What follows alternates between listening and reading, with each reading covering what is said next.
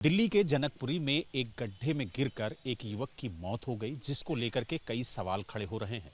हमारे साथ आम आदमी पार्टी के दिल्ली प्रदेश संयोजक और पूर्व जल मंत्री सौरभ भारद्वाज जी हैं। सौरभ जी, जिस तरीके से एक गड्ढे में गिर के युवक की जान गई है, इसको लेकर के कई सवाल खड़े हो रहे हैं। आप भी मौके पर जा रहे हैं, क्या कहेंगे इस घटना को लेकर?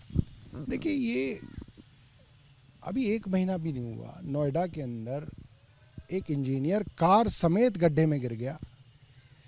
जान के लिए, बचाने के लिए हेल्प हेल्प चिल्लाता रहा और वो मर गया। ये भी वैसा ही है, ये बल्कि उससे भी क्रूर है। दिल्ली जल बोर्ड ने गड्ढा खोदा, बैरिकेडिंग नहीं की।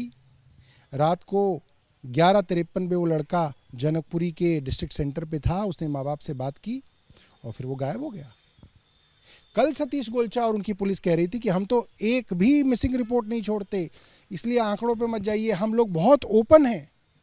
और इस लड़के के दोस्तों का बयान है कि वो 6 पुलिस थानों में गए रात को, किसी ने पुलिस रिपोर्ट नहीं लिखी उनकी। वो रोहिणी गए, वो पालम गए, वो सागरपुर गए, वो मंगोलपुरी गए, वो डाबरी गए, वो जनकपुरी गए। फिर क्या कर रही है आपकी पुलिस? आपकी पुलिस तो बहुत घटिया है, क्योंकि पुलिस को कहा गया है कि आप आंकड़ों को कम रखिए। कल तक सतीश गोलचा और उनके अफसर हमें धमका रहे हैं कि लड़कियां खो गई तो इसके बारे में चर्चा मत करो, एफआईआर दर्ज करा देंगे। हम डरते हैं सतीश गोलचा से, एफआईआर से डरते हैं हम। 1 नहीं 100 करा लो।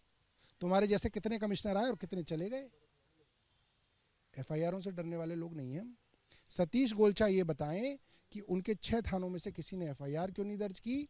उन्होंने जब रात को लोकेशन शेयर की पुलिस ने, तो उसको डिलीट क्यों किया गया? आप ये सोचिए, उसका फ़ोन चल रहा था, वो लड़का जिंदा भी हो सकता था।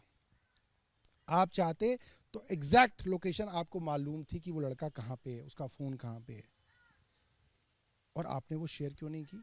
और शेयर करती आपने डिलीट क्यों कर दी? क्या छुपाना चाहती थी पुलिस? अभी तक सीसीटीवी फुटेज क्यों नहीं आई?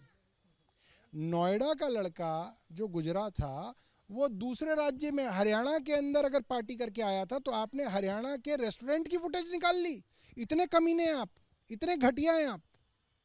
आपने ये साबित किया कि नहीं भाई, वो तो शराब पी रखी थी इसलिए मर गया। शराब पी के वो गुड़गांव से नोएडा तक आ गया, मगर यहां पे डूब के मर गया क्योंकि उसने शराब पी रखी थी। यहां पे अभी तक सीसीटीवी फुटेज बाहर नहीं आई। क्या छिपाना चाहती है पुलिस? और आशीष सूद किस बात के मंत्री हैं वो? उनके घर से 200 मीटर भी नहीं है जगह, उनको नहीं दिखते थे गड्ढे। उन्हीं का विभाग है जल बोर्ड, उनके अधीन आता है, यूडी के अंडर आता है। क्या किया उन्होंने उसके लिए? लीपा पोती। सबसे पहले सुबह चेहरा चमका के पहुंच गए, पहले ही जांच कर ली, मंत्री ने ही जांच कर दी, क्लीन चिट दे दी। मैं यहां पहुंच गया था, जितना मैंने जांच की, यहां पे सुरक्षा के सब कुछ था। अरे अरे बेशर्म। और फिर कह रहे हो आप कि मैंने कह दिया कि चीफ इंजीनियर जांच कर ले। चीफ इंजीनियर क्या जांच करेगा? जब तो एक जांच कमेटी बना दी है, एक जांच कमेटी बनाई और शाम तक रिपोर्ट मांगी। कमेटियों को खाएंगे क्या उसके माँ बाप? और नोएडा की कमेटी का क्या निकला है? मुझे बता दे कोई आदमी, क्या निकला वो नोएडा में जो लड़का मर गया, उसकी कमेटी से किसको फांसी दी गई है? उस कमेटी में क्या हुआ है? या योगी जी ने जो है 1 दिन का मौन भी रखा, उसके लिए क्या किया है? कुछ नहीं किया। ये भी कुछ नहीं करेंगे। Committee committee committee committee. आप सीसीटीवी दीजिए ना, आप उस जगह का सीसीटीवी फुटेज को आप पब्लिक कीजिए। पब्लिक अपनी कमेटी खुद बना लेगी और पब्लिक खुद अपनी सजा दे देगी जिसको देनी हो। यानी आपको लगता है कि घोर लापरवाही हुई है नोएडा की तरह? घोर लापरवाही, घोर लीपापोती और सच को छिपाने की कोशिश।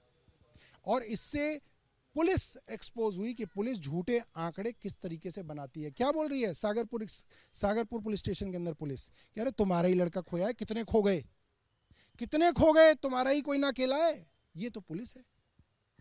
यानी आपने देखा, हमारे साथ दिल्ली सरकार के पूर्व जल मंत्री सौरभ भारद्वाज जी थे, जिन्होंने कहा कि जिस तरीके से पुलिस के द्वारा आंकड़े छुपाए जा रहे हैं, जिस तरीके से लापरवाही की जा रही है, उसका जीता जागता उदाहरण ये पूरा मामला है। और कहीं ना कहीं सवाल उठते हैं कि आखिरकार पुलिस ने वक्त रहते जांच क्यों नहीं की, क्यों मौके पर नहीं पहुंची? अगर मौके पर पहुंचती तो शायद आज वो युवक जिंदा होता। दिल्ली से वीडियो जर्नलिस्ट आदित्य के साथ बलराम पांडे, एबीपी न्यूज।